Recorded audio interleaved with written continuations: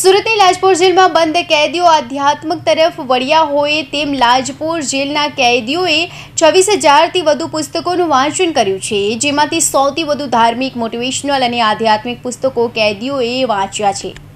સુરતની લાજપોર જેલમાં બંધ કેદીઓ આધ્યાત્મિક તરફ વળ્યા હોય તેમ લાગી રહ્યું છે, કારણ કે લાજપોર જેલમાં બંધ કેદીઓએ 26,000થી વધુ પુસ્તકોનું વાંચન કર્યું છે, જેમાં ધાર્મિક, મોટિવેશનલ અને આધ્યાત્મિક પુસ્તકોની કેદીઓમાં 100થી વધારે માંગ છે।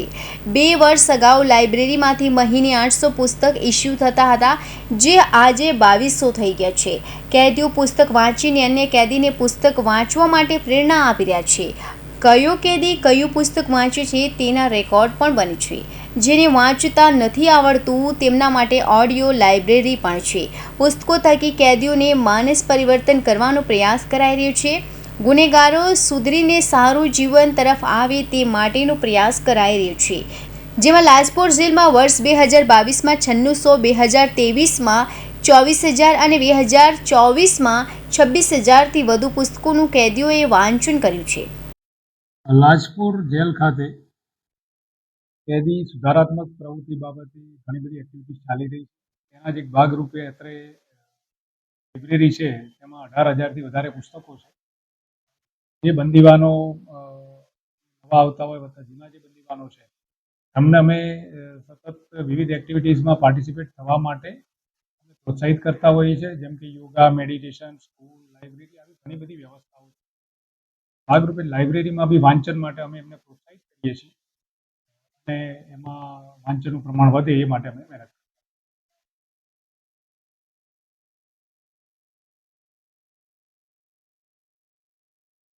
કરીએ। અમારી પાસે 18,000થી વધારે પુસ્તકો છે અને 7 લેંગ્વેજમાં છે, ગુજરાતી, હિન્દી, ઇંગ્લિશ, આ ઉપરાંત બીજી પુસ્તકો અવેલેબલ છે। તમામ પુસ્તકોનો અમારી પાસે રેકોર્ડ હોય છે। કેદીઓ પણ કયા પ્રકારના પુસ્તકો વાંચે છે, હોય છે, કયા પ્રકારનું વાંચન કરે છે, એ પણ અમે ટ્રેક રેકોર્ડ રાખીએ।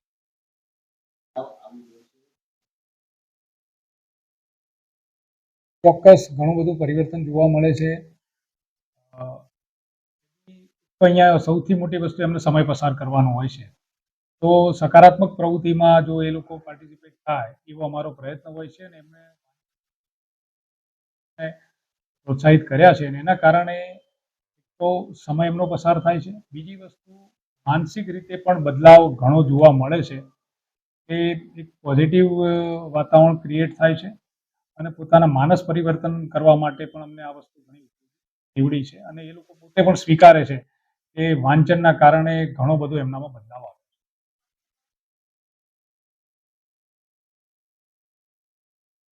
હા, ચોક્કસ જે કેદી એવા છે કે જે અક્ષરજ્ઞાન નથી ધરાવતા, તો તેના માટે પણ અમારી પાસે અત્રે ઓડિયો લાઇબ્રેરી ઉપલબ્ધ છે અને એના માધ્યમથી પણ એ લોકો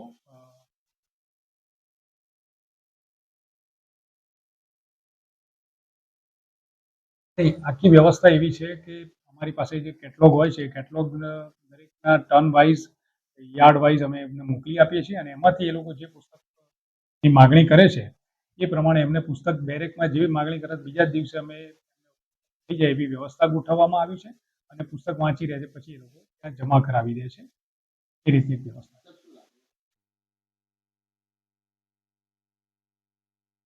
ચોક્કસ મેં આગળ કીધું એ પ્રમાણે એમના વર્તનથી માંડી બાબતોમાં થયા છે। જે કેદી વાંચતા હોય છે એ લોકો બીજા કેદીઓને પણ પ્રોત્સાહિત કરે છે કે ભાઈ તમે વાંચો, વાંચવાથી આટલો પડે છે।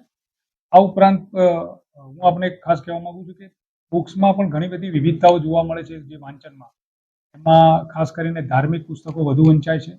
આ ઉપરાંત મોટિવેશનલ, આપણા સ્વાતંત્ર્ય સેનાનીને લગતી બુક હોય છે, કોઈ બીજી આ પ્રકારની વિવિધ પ્રકારની બુક્સનું વાંચન વધુ પ્રમાણમાં થાય છે। મારું નામ અશોકસિંહ ધીરુભા વાઘેલા।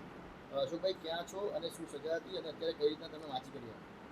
હું અત્યારે લાજપોર મધ્યસ્થ જેલમાં છું અને છેલ્લા 302ની અંદર છેલ્લા 14 વર્ષથી આજીવન કેદની સજા ભોગવી રહ્યો છું। કઈ કઈ પુસ્તક વાંચો છો અને કેટલું તમારા જીવનમાં પરિવર્તન આવ્યું છે? મારા જીવનની અંદર આ પુસ્તકો વાંચવાથી ઘણું જ પરિવર્તન આવેલ છે અને આ પુસ્તકો લાઇબ્રેરીની અંદર જે આધ્યાત્મિક પુસ્તકો હોય, કોઈ ધાર્મિક કે જે બૌદ્ધ કથાઓ હોય, જૈન કથાઓ હોય કે રામાયણ હોય અથવા તો ભાગવદ્ ગીતા હોય, તો આવા અમે જે પુસ્તકો વાંચીએ છીએ, અમુક બીજા પણ પુસ્તકો વાંચીએ છીએ ઘણી સમય. તો પુસ્તકો વાંચવાથી અમને ઘણો મનની અંદર આનંદ થાય છે અને વત્તા અમારું પરિવર્તન પણ અમને ઘણો બદલવા માટેનો વિચાર આવે છે કે ભાઈ જે અમારાથી ભૂલ થઈ ગઈ છે હવે ફરીથી જીવનની અંદર ક્યારેય ભૂલ થાય નહીં. અને અમારાથી જે ભૂલ થઈ છે પણ બહાર પણ કોઈ આવી ભૂલ જીવનની અંદર કરે નહીં અને સારી રીતે જીવન જીવે. સમાજની અંદર બધા માણસો, આપણા પરિવારના માણસો કે જે તે આપણા વ્યક્તિઓ હોય એમને આપણે સમજાવી શકીએ છીએ. આપણે રજા ઉપર જઈએ આવીએ ત્યારે પણ બધાને જણાવીએ છીએ કે ભાઈ અમે જે કર્યું છે એવું હવે તમે કોઈ કરતા નહીં. અને અમે જે અત્યાર સુધી અમારા ગુનાને ભૂલ થઈ ગયેલી છે એવો ફરીથી અમારા જીવનની અંદર ક્યારેય ભૂલ થાય નહીં.